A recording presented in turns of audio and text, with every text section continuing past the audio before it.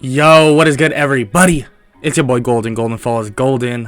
What if, whatever you want to call me, and I'm back. I am back with the finale of What If Deku had a Phoenix Quirk. Sorry about that. I messed up a little bit there. I'll be honest. I'm sure some of you are surprised that this is the finale already, based on what we left off on. Actually, when I was writing it, I kind of surprised myself in terms of the where I went with this what if. I'm not gonna lie, but yeah. So this ends up being the finale of this what if, and if y'all been enjoying this what if so far, please leave a like and subscribe. Also, check the description below for anime apparel that you can get 10% off at checkout using code GOLDEN. And yeah, that's about it. If y'all enjoyed this series so far, make sure to blow this video up. And obviously, the full movie is gonna be coming out sooner rather than later. I'm not sure when. Probably tomorrow. Shoot, I don't know. It's sometime. It's either, because Sunday I don't normally post, but I might end up posting this Sunday. So we'll see how I feel. But yeah. So I hope y'all are ready for this finale, and we are gonna get right into the what if. Let's get it. Midoriya lands with his class, and they all begin walking through the forest. They all then see giant monsters emerge from the forest, and they all begin fighting. Midoriya, using One For All at 10% while flying through the sky with his body covered in a layer of fire, is destroying these monsters with relative ease. Eventually, they come up with an idea to just tape everyone, and using Midoriya's quirk and Uraraka's quirk, they're able to fly over the forest. When they arrive, Aizawa and the Wild Wild Pussycats greet them. Not exactly what I had in mind, but I guess that's pretty resourceful. Aizawa explains that they can all go eat now and get ready for bed, because tomorrow is when the real training will begin. Midoriya sees a kid and walks over to him and, tries to be, the nice Midoriya he is.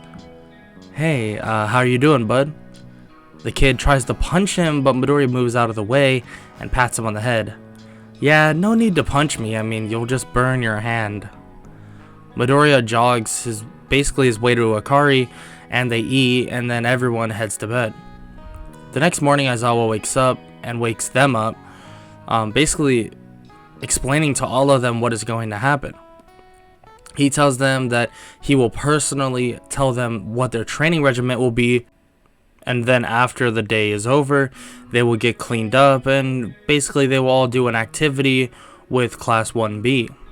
They all say they understand, and Aizawa begins telling everyone what to do.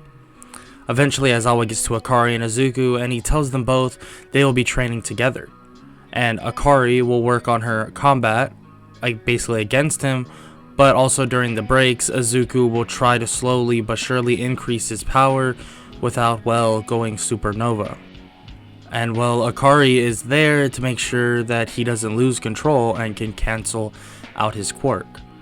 They both agree and head off to a nearby cave so Izuku can avoid burning anything to the ground. They start their training, and during their downtime, Izuku would meditate and try to control his fire output as much as basically he can control.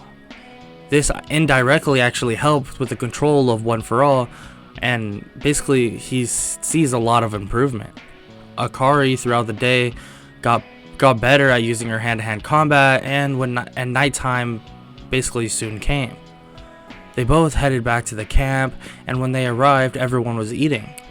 They sat down with everyone and started eating, but Midoriya realized that the kid, by the name of Koda, was gone.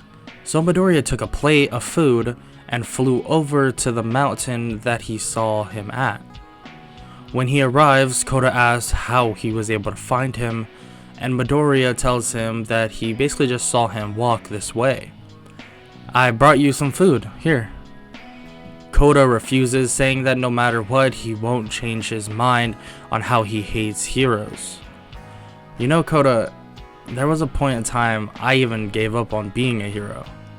Kota is shocked but just scoffs, but asks why like he would do something like that when he has such a powerful quirk. And Midoriya responds, well, when the doctor told me my quirk, he said that it actually would never be stronger than a small campfire. And I trained every day since that day that I learned about my quirk, and nothing would work. I wasn't able to gain any strength.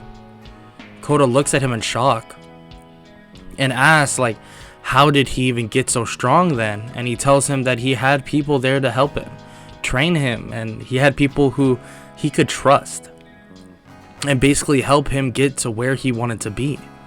Kota nods and asks him why does he want to be a hero anyways. Well, I want to save everyone and encourage whoever I can to the best version of themselves. A large shadow then comes from the forest. How cute. Little hero in training thinks he's going to make an impact on the world. Midoriya tells Kota to run away now and to tell Aizawa what is happening. Kota listens and runs away. Smart kid. Tell the other little one to buzz off. What do you want? It's pretty simple. We want the boy by the name of Izuku Midoriya. Perfect, because you found him. But sucks that you won't be able to tell anyone. Muscular charges at Midoriya, but he kicks him into the wall. Flame Vortex. The spiral of flames surround Muscular and trap him, and he tries to push his way out, but Midoriya encloses him. Don't try to escape. I even knocked out All Might using this move. Muscular begins to panic, trying to emerge out of it, but Midoriya puts even more power behind it, eventually giving Muscular various burns and knocks him out cold. After beating him, he flies down into the forest, seeing Kota running. He picks him up and flies him to Aizawa. Problem child? They're after me. Frankly, this might sound crazy, but maybe it's not the worst idea if they capture me. Kid, you literally sound crazy.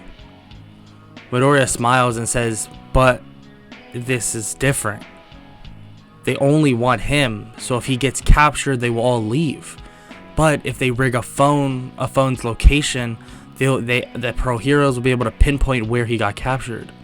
Aizawa tells him that's way too dangerous, and Midoriya promises it's for the best, and even Aizawa knows that to be true. Aizawa gives Midoriya the phone, and Midoriya runs into the forest and gets captured by a marble. Midoriya thinks to himself, like, wow, that was literally the best case scenario. An hour later, Midoriya wakes up in the League of Villains base and can still feel the phone on his pant leg. What do you all want from me? Shigaraki then walks into the room and sits down. Well, kid, I find your quirk very interesting, and I think it would be of amazing use to us. So, what do you say? You join us? These heroes don't truly appreciate your amazing quirk, but we will. If that's what your pitch was, I'm really not buying it. Shigaraki tells Midoriya that he can either cooperate or die, whatever he wants. That's interesting. Die or be a villain.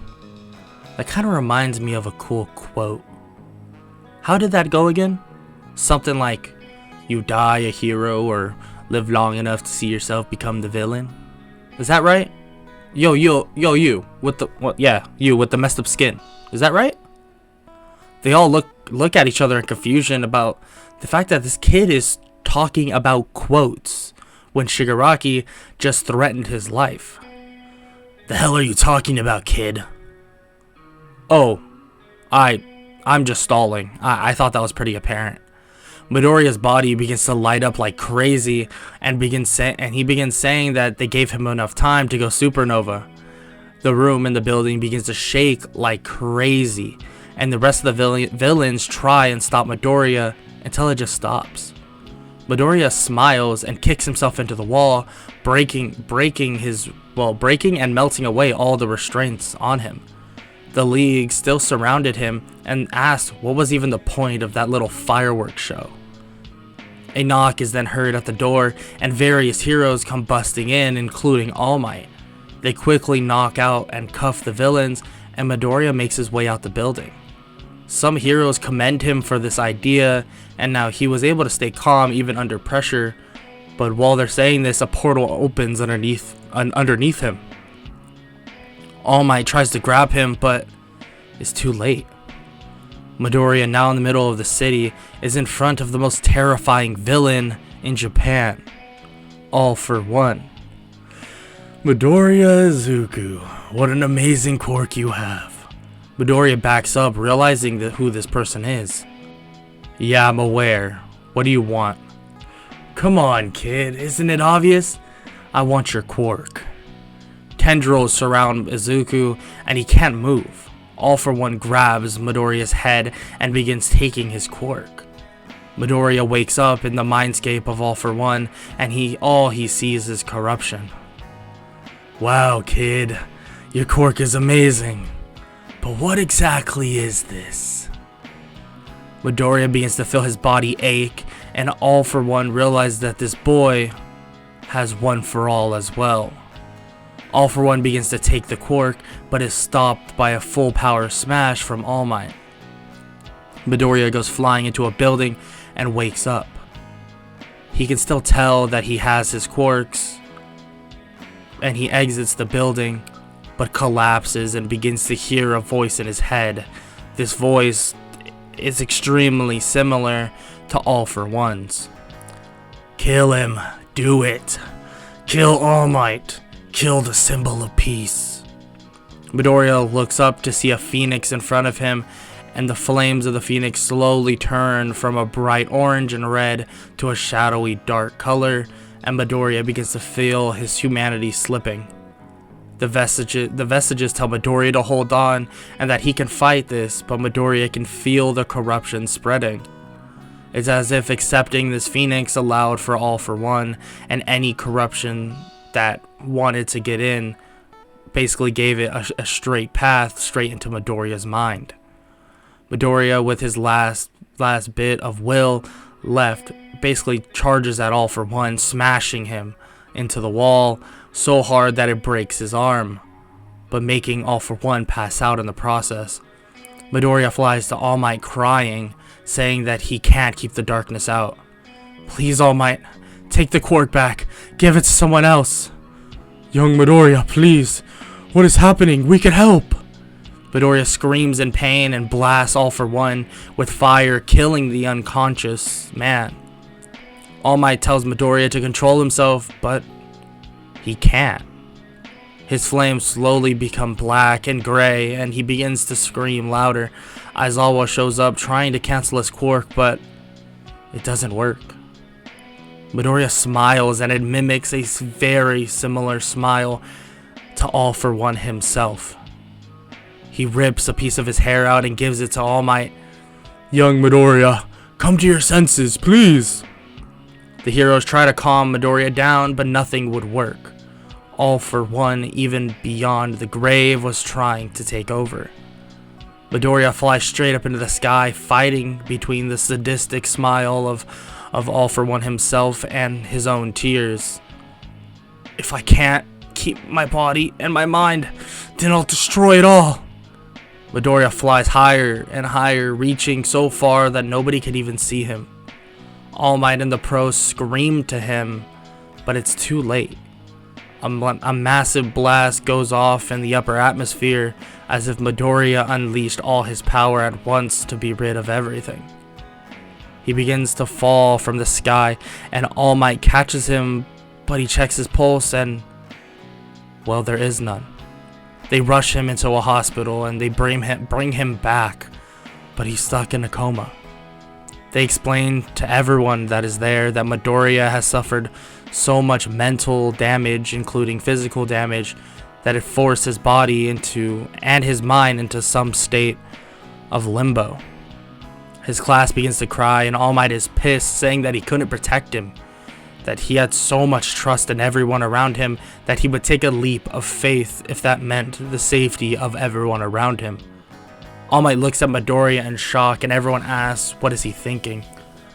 Well, young Midoriya knew his power was unstable, but he must have known something more that he didn't tell us.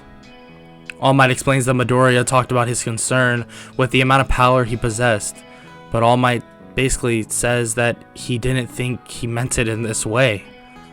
Midoriya knew that slowly but surely his mind would go because of his quirk. It was trying to maintain an immortal being within a mortal one. Midoriya knew that the Phoenix wasn't just a quirk, and it was this being that blessed him when he took that leap of faith. So when All for One tried to take it, the vestige of him accelerated the mental effect it had on Midoriya. The class begins to cry, and Aizawa tells them that Midoriya isn't going to wake up, and probably never will. As they say this, Midoriya begins to flatline, and the doctors run in trying to bring him back, but the room begins to heat up and everyone is forced out.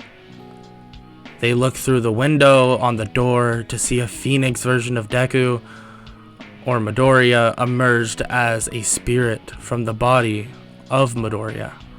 The spirit smiles. I'm sorry I have to go, but All Might, find that new successor, and for the rest of my class and my friends, be the best heroes possible. And don't worry, I'm not gone forever. I'll be back one day, and maybe by then, all of you will be top heroes. Midoriya's spirit flies towards them and waves goodbye, and flies straight through the roof. They all sprint outside to see a massive phoenix in the sky hovering above them. The phoenix screeches, and as the sun sets, the phoenix turns into ash. But this time, Midoriya did not show up through the ash. When the ashes cleared, there was nothing left. And that's it. That is a wrap on What If Deku Had a Phoenix Quirk.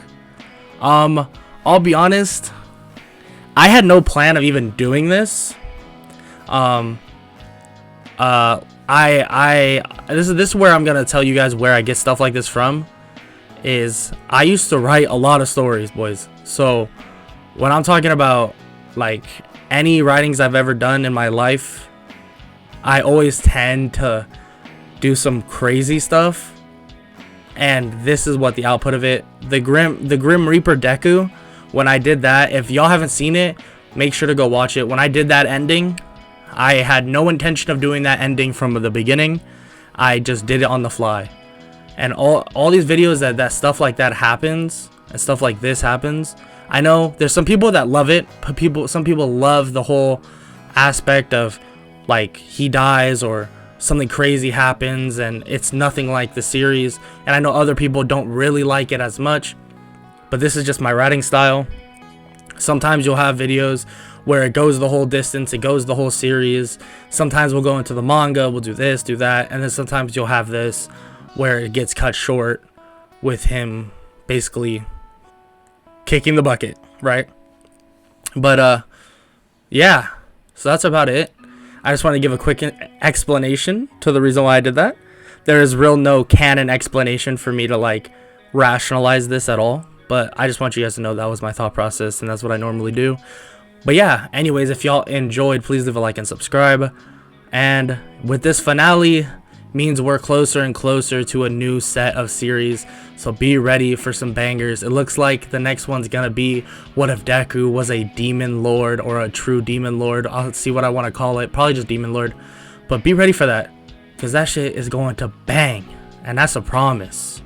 Okay, that's all I gotta say. I hope all y'all have an amazing day, and peace.